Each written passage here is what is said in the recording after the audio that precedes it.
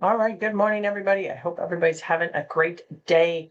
Um, so today's coffee mug, I decided to break out for Brookfield Zoo. Actually, took a trip to Brookfield Zoo. I could not believe how long it's been since I've been at Brookfield Zoo. A lot of great things. They have the Ferris wheel that they just brought out, I guess, for their second year. On Thursday, if you are around Brookfield Zoo, they are unveiling their new primate outdoor habitat. So a lot of people, myself included, really enjoyed going to Tropic World Asia and walking around that inside exhibit. Turns out the primates there have never been outside. So they built a huge outdoor exhibit. So now the animals can go inside or outside. And that is being unveiled and opened on Thursday. So if you're around on Thursday at Brookfield Zoo, I think it might be a little busier than usual because they are launching their new primate exhibit. And so certainly it looked wonderful. I kind of peeked through the fencing to get a look at it, and I think it's just a wonderful exhibit. Brookfield Zoo is embarking on their next 10-year strategic plan, and one of those plans is to completely redo a section of their space where the rhinos and all the African species are, and making it more of an outdoor sanctuary than a bunch of pens. So right now they have each different display and each different animal in their own housing groups. And what they're going to be doing is looking at an integrated plan for these animals that normally live together in the wild. So it's going to be very interesting. And part of this plan might include bringing back elephants to Brookfield Zoo. The reason why they can't have elephants to this day is that standards have changed and you need larger spaces for these large animals. And so this is going to be a very exciting expansion and redevelopment of the way that animals are, number one, treated in zoos, and number two, how people can experience animals in the zoos. So certainly it is a great, it was a good time. Actually, did not get rained on until the very end. So it covers. So one of the things I just read about and posted on our Facebook page is National Kitten Day.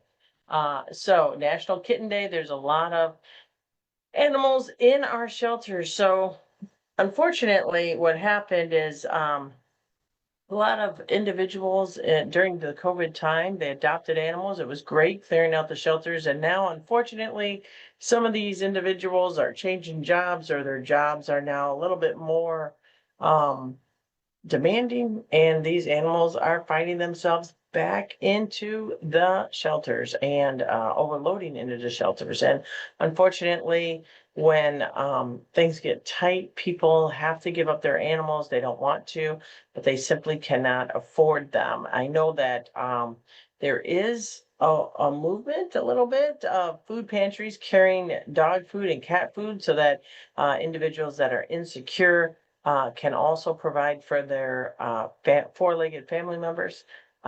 So check a food pantry near you if they are doing that, and you can donate to help individuals keep animals in their homes. But again, not just kittens, but also dogs are in our shelters as well. So once in a while they have there definitely is a need. So just good morning to everybody, and I hope everybody had a safe 4th of July. I do know of one instance, there's probably many others. Back by the house I used to live in for 20 years there on the east side of Aurora. Right around the corner was Pearl Street, and unfortunately, there was a huge fire about 1 a.m. on July 5th. So there was one house fire from the July 4th activities, I'll say, that unfortunately was burning in the old part of the neighborhood in Aurora. So we want to keep those people in our thoughts. And hopefully you had a safe 4th of July overall.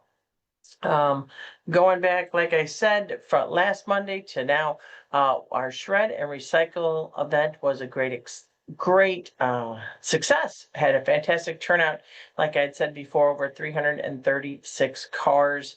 Just wanted to give you some updated numbers from last week. We brought in 809 books, and these books go to literacy programs throughout the community. 197 pairs of eyeglasses for the Lion Clubs, and 42 cell phones. Now, I just found out that the Lions Club also does sneaker recycling to keep gym shoes out of the landfills. So I'm going to be partnering with them to maybe do a sneaker drive. I know I have a couple pairs of sneakers that and running shoes that are in my closet that I need to get rid of. But certainly that's a great service to our community by the Lions Club. So looking to get a box for gym shoe drop-offs for the Lions Club. But thank you all for coming out, and that was a great time. So I was at Brookfield Zoo. Some people this weekend went to NASCAR. I went to NASCAR last year, and this year we want to congratulate Shane Van Gisbergen took the win at the 2025 Chicago Street Race. So he captured the race in the downtown course, racing through the heart of the city, and he surged ahead with 16 laps to go, overtaking Chase Briscoe before a caution and a holding strong after the restart to claim the checkered flag. So congratulations. This is his second win at the event, following his NASCAR victory in the 2023 race. There's some discussion that the race is not coming back to Chicago next year. So we will certainly keep an eye out for that if they do come to Chicago next year, NASCAR. So June 8th, National Strawberry Sundae Day. You could think of a national day, but question about who the original creator of the sundae. So both the cities of Two Rivers, Wisconsin and Evanston, Illinois claim to be the birthplace of the sundae, a treat that was invented in the late 1800s by spicing up ice cream with cherry syrup and a candied cherry. Tomorrow, Tuesday, July 8th, not June 8th, July 8th, my bad. So on July 8th, and July 8th is National Strawberry Sundae Day, not today, but July 8th. It's been a Monday, friends. That's all I gotta say. But July 8th, Shirley Chisholm visited her opponent, George Wallace, in the hospital. So that's a significant day. They were both seeking the Democratic Party's nomination for president. They were on opposite sides of the subject of segregation. Shirley Chisholm was, of course, a representative and the first Black woman elected to the United States Congress. George Wallace was an Alabama governor, and he was a supporter of racial segregation in the modern history. It was in 1972. So certainly that is something that we can all draw on today, that we need to make sure that we get some real and true inspiration from this, is that you come together, you have differences of opinions, significant differences of opinions. George Wallace had a platform of segregation now, segregation tomorrow, segregation forever. And Chisholm was an early childhood educator before entering politics.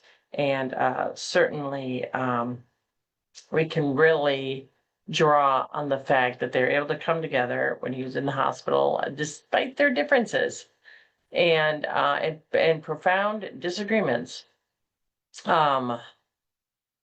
Still able to come together in humanity. So certainly we want to acknowledge that in today's divisive times. Maybe at the end of the day, we all need to look at humanity and people as who they are. On the national level, what is going on is really troubling, to say the least, to be modest, infuriating. And so I think that we need to take a step back and look at people as human beings and not as just items. They're family members, their loved ones. And I think the United States needs to look at a little bit more humanity with some of the policies going down on the national level. And we're on the state level in Illinois, and we are doing all we can on the state level. Definitely reach out to representatives on the congressional level to really start being vocal about some of the policies. And if two individuals like Representative Shirley Chisholm and Alabama Governor George Wallace can come together in an act of humanity, certainly we all should. And we all should really strive to come together like that. So certainly it's a day to understand that. Now, July has some dates to recognize. So the National Parks and Recreation dates is 40th National Park Recreation Month in the United States. So the 40th, we've done this 40 times. I know parks benefit all communities. If you like to recreate in your parks, relax, hiking, just sitting back, enjoying the day. Of course, if it's 95 degrees outside and very hot, make sure you have water, make sure you're in the shades, and make sure you seek shelter if you get too hot, because heat stroke is real, and it's really certainly really important thing. Then National July is also a National Minority Mental Health Awareness Month, dedicated to the unique mental challenges of Black, Indigenous, and people of color. Members of racial and ethnic minorities are less likely to have access to mental health resources. So certainly need to fight the stigma against mental health supports, and certainly and then National Ice Cream Month, we already talked about that. And then National Bison Month. Illinois is home to hundreds of bisons, including over 100 at the Nashua grasslands. In the 1800s, overhunting and the destruction of their habitat severely hurt the North American bison population. However, really great for bison population to over. So certainly we are really happy about that. But again, I went to Brookfield Zoo, and they have very endangered species at Brookfield Zoo. Some of them, only a handful are left in the United States.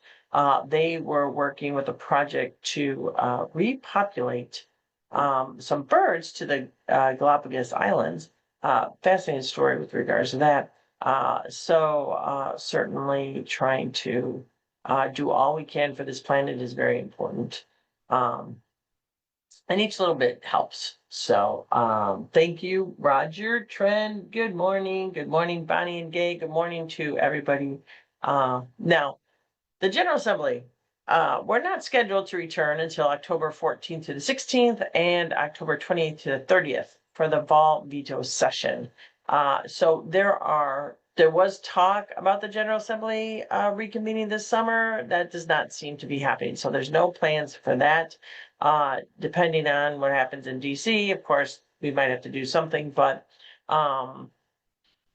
things still up in the air, of course, looking at the transit systems and looking at other big issues over the summer. Been working on that.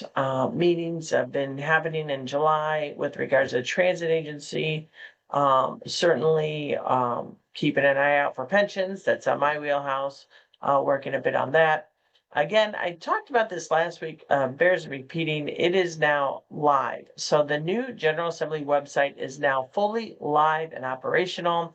The My Legislation features which allows users to create bill tracking files and track witness slips filing will require new login credentials. So if there's a bill that you are very passionate about, you can use the My Legislation feature to track that bill.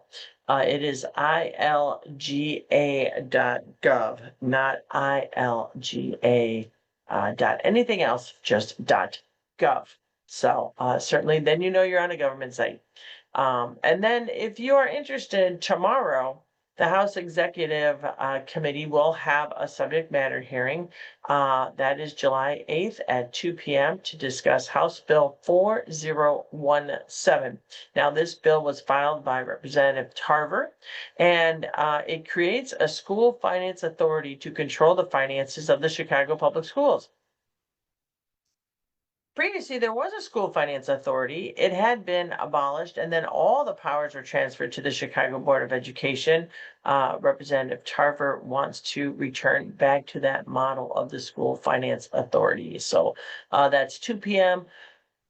Tomorrow, July 8th, the executive committee. It will be online on ilga.gov if you want to look at that. And then a couple things that are coming down the pipe. The U.S. Department of Education provides states with certain title funding allocations by July 1. The Illinois State Board of Education received notice from the department that it is reviewing funding for certain grant programs, and decisions have not been made for awards for the coming school year. So school districts may be forced to cancel after-school programming services for English learners, professional development as a result of the $6.2 billion in federal K through 12 grant money that the U.S. Department of Education is withholding.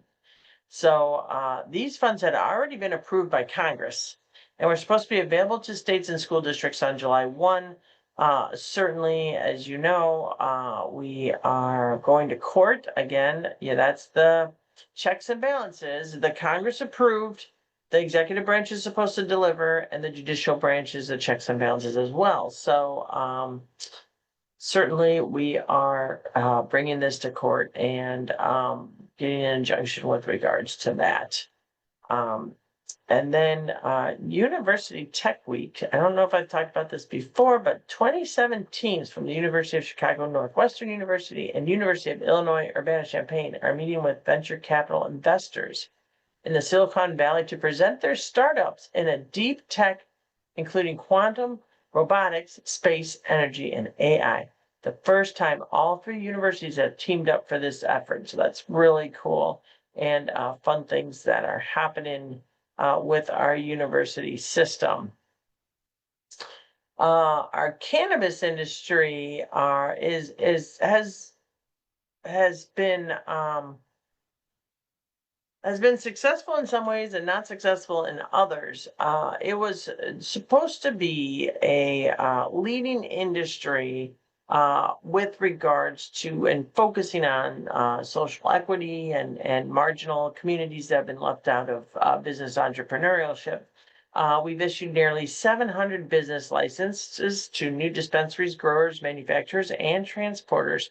However, only about 382 of those have managed to open their doors, and nearly half are still unable to operate because of the certain issues that have been arising, financial barriers, regulatory delays, and lack of access to startup capital. So certainly these are things we are looking at, and we certainly want to make sure that we are supporting the nonprofits in the entrepreneurs in our cannabis business. Now, on the same subject as cannabis, believe it or not, Wisconsin is a little bit behind on the cannabis legislation, so that actually helps us because people come to our state and spend their money from Wisconsin. So I think that's a plus, but we need to get our system up and running and making sure that it is the best it can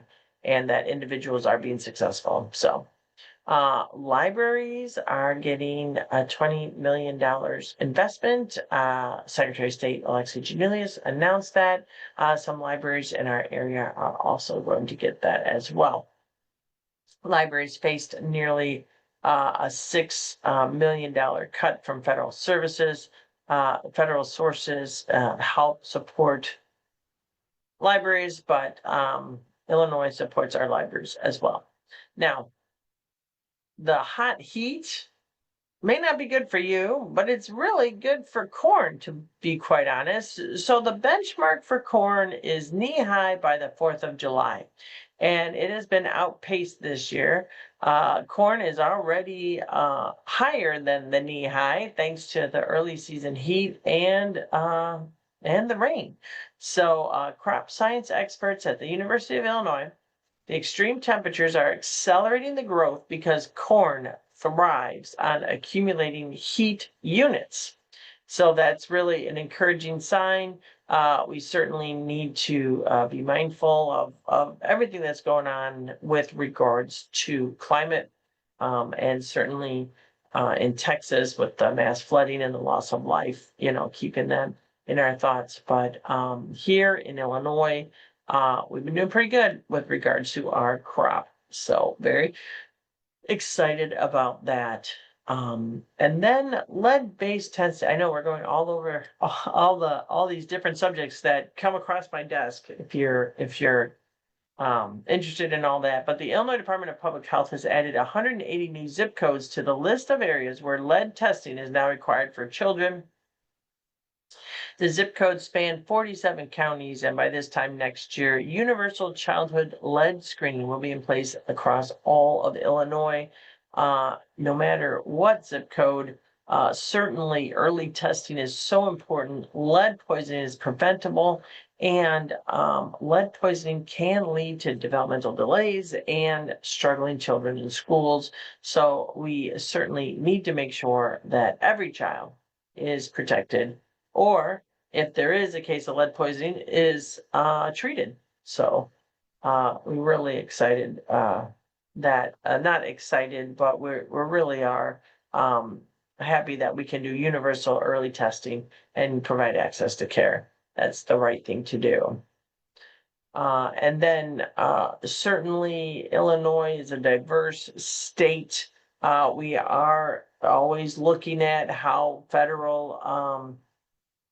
the federal courts rule on immigration.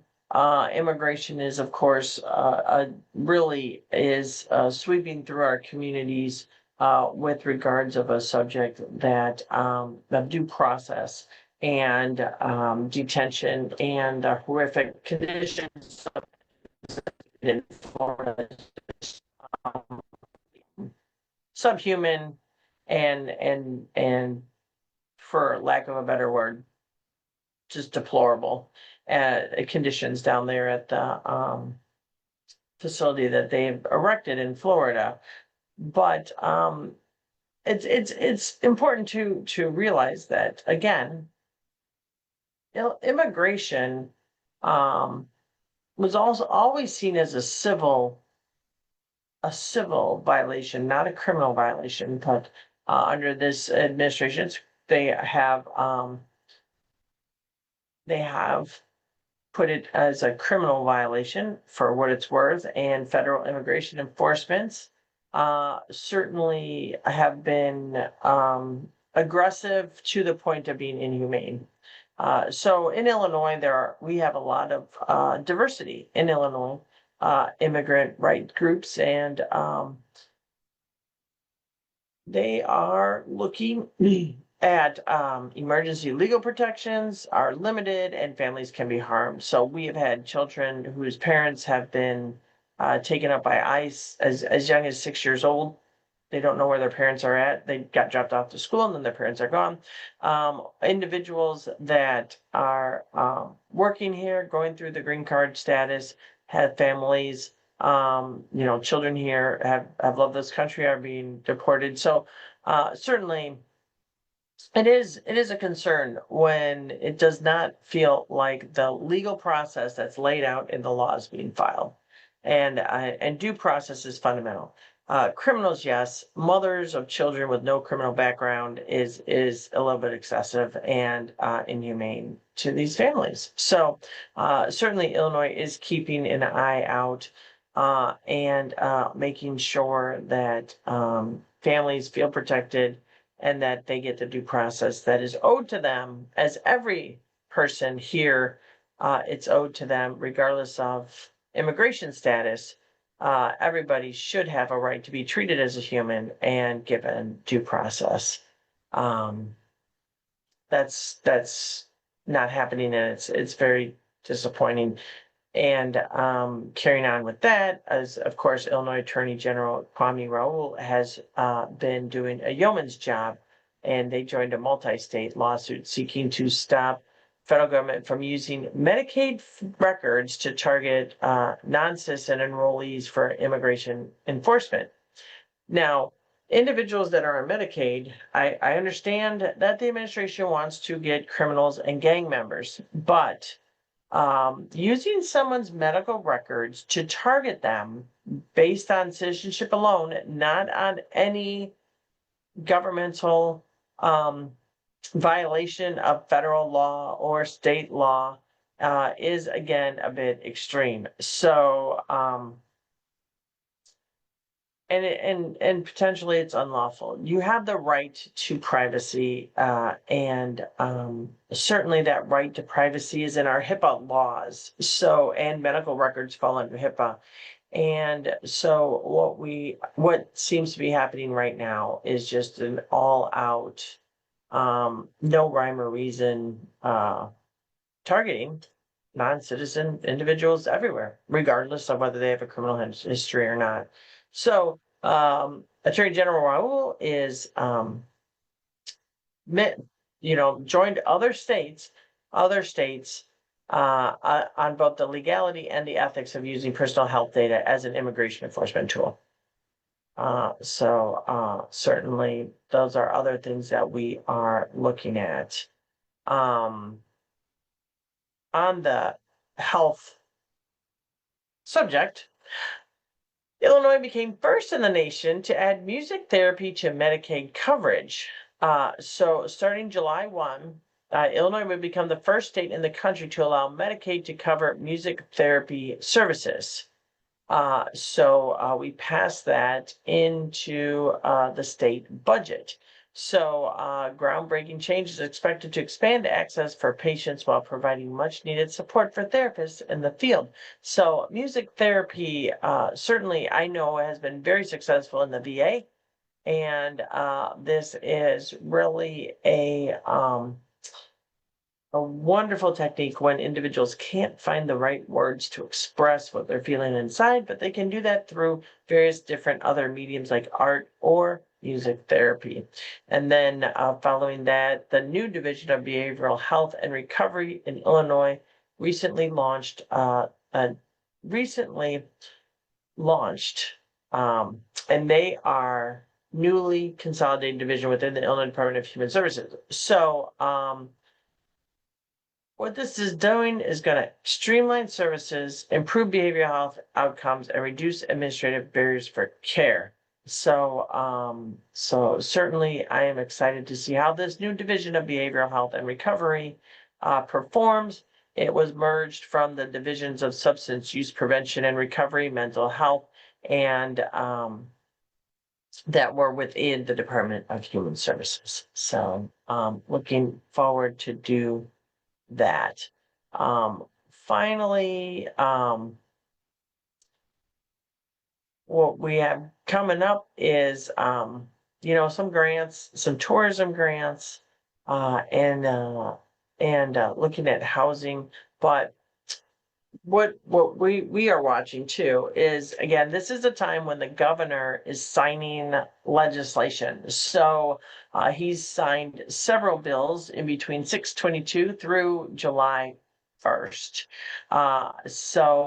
Certainly we talked about the Prescription Drug Affordability Act, which establishes regulations regarding to pharmacy benefit managers. We talked about that being signed into law. We had a bill that provides an exemption to the child labor law to allow a minor 14 years of age or older to work as a scorer at the World Shooting and Recreational Complex in Sparta. We had a bill that was signed into law that ensures that federal changes do not undermine the state requirement that private employers with 100 or more employees report on employee wages by gender and race ethnicity. Signed into law, House Bill 2967 strengthens coordination to ensure dual credit programs are aligned with higher education institutes so more students can benefit from earning child credits. House Bill 3019 expands banning prior authorization for additional mental health services. This is really important. Expands banning prior authorization. Prior authorization has caused so much headache and heartache for patients with regards to healthcare. So this bans prior authorization for additional mental health services, such as outpatient mental health services and partial hospitalization services, requires reimbursement patients at a reasonable travel-related cost when they must travel beyond the network, and various other aspects in there. House Bill 3096 designates a FAFSA point person for each high school to enhance support for families as they navigate complex college financial processes. House Bill 3097 requires schools to designate time during the school day to provide support for FAFSA processes. House Bill 3339 extends the Tamara-Clayton Expressway Camera Act to 2028 and allows for the cameras to be used in investigations of human trafficking and involuntary servitude. The House Bill 3522 creates the Public University Direct Admission Program, requires public universities and community colleges to offer admission directly to students if their grade point average is high enough. 3060 House Bill establishes designated hunting season for the gray fox. Senate Bill 28 removes the definition of and references to student growth components and provisions concerning an optional alternative evaluation dismissal process for teacher evaluations. Senate Bill 108 makes permanent a pilot program for assessment waivers for violation of the vehicle code in Cook County.